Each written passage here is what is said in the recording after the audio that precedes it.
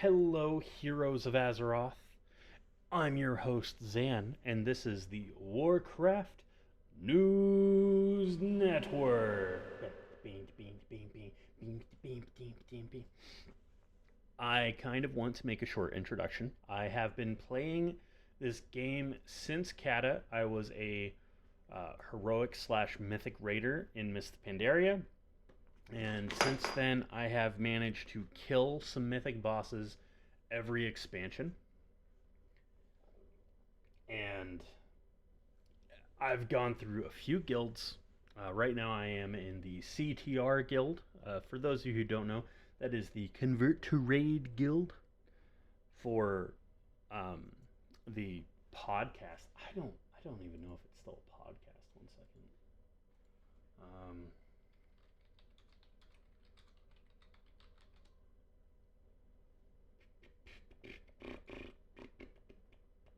Race to World.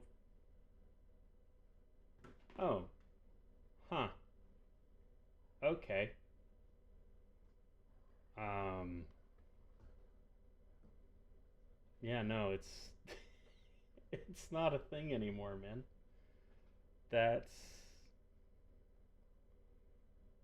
that's kind of sad. But anyways, I I've been playing World of Warcraft for the better part of a decade now, and I've been playing it at a decently high level. Not anything like super amazing, but I do understand the intricacies of how classes are supposed to play, and I do understand a little bit of what is happening overall in the WoW space, right? With the different content creators.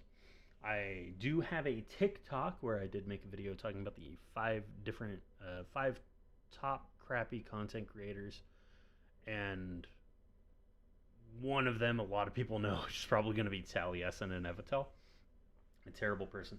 But I wanted to make a podcast where people could just kind of talk about basic stuff in World of Warcraft. World of Warcraft, of course, is an MMORPG. It's got multiple classes, multiple different playstyles, and the newest class is only one race as compared to all the other classes. You can have all the other different races. And until next month, sometime around this time, you you can be Horde or Alliance. You can still be Horde or Alliance next month. It's just you'll be able to play together. The story, by the way, mwah, I love it. I love it. Um, Other than Shadowlands and BFA, one of my favorite moments in the story is when Varian sacrificed himself. One of my favorite things in the game, like as a personal experience, I've got three top personal experiences with this game. That is the main reason why it will always be the top MMO in my eyes. First is the moment that I first went through a raid. It was with a crappy raid team, but that will always remain my moment. That will always remain the time that I did what I enjoyed. And that was back in Miss Pandaria and Mogushan Vaults. I don't think anyone from that old group plays the game anymore. Then, my second favorite moment is in Legion, when I managed to clear the Mage Tower trial on my Windwalker Monk. Now, of course, people are going to be like, no, that's easy, that's easy. That was not easy on a laptop with a trackpad, sir. I was shaking when I did it. And then my final moment would have to be back in Warlords of Draenor. I know we kind of ping-ponged. But when I first went into a real raid. When I first went into a real raid and I realized that, yes, this is why I play the game. I've had other moments. I've had other moments where I had like super rare boss drops, but nothing will beat those. Nothing will beat those, man. I like those top three moments because when it comes to the Mage Tower, and Mage Tower is like probably like really close for my favorite moment there. Um, it's just the culmination of what you've got, because I made a macro for it so I could target stuff immediately, and I just pushed. I'm like, this is how I'm going to beat this. It took me 74 tries or 73 tries, something like that, but I finally got it, and then I just sat there and I'm like, finally. And that, again, like I said, will always be like that. That was just the moment that I felt most accomplished in World of Warcraft.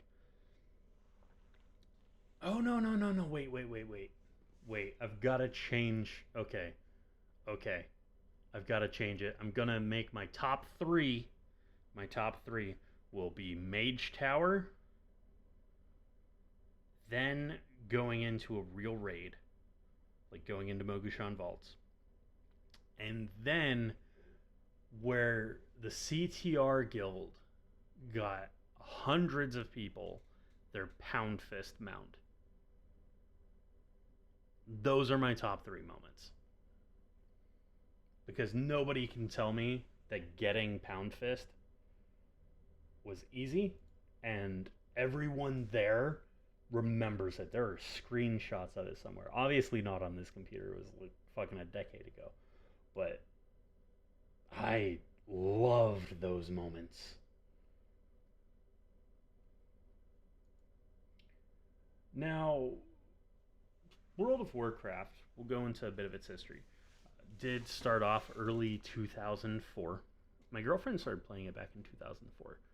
Um, but I didn't get to play it until Kata, and it was a huge change up to the MMO scene back then, right?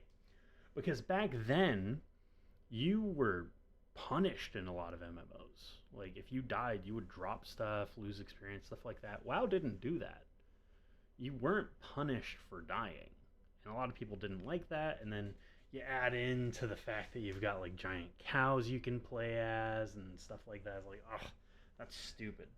But the fact that it was made by Blizzard, I think, is the main reason why it has held on so long. Because even today, people are like, oh, WoW's dying, it's a dead MMO. It survived Shadowlands. And the fact that Metzen, one of the creators of it, could go out onto the stage after years of being gone with like a fear that he's no longer able to get the reaction that he did before and make the entire place in California in the Anaheim Convention Center roar, literally, with his return. I don't even think Holly was able to get through her speech before he came out, and it just like it was amazing. She was speaking, and then people were already cheering because they knew that she was bringing him out. A lot of people will talk about how Final Fantasy XIV is better than WoW because of the different playstyle. They're different games. This is like Infamous and I can't even remember. I can't even remember the name of the game. I can't even remember the name of the game where it's like you're a parasite dude and you get blades and shit. I can't remember that. But it was like the people comparing that. It's like, no, one's a shooter and one's not. One's a shooter and one's like a melee game.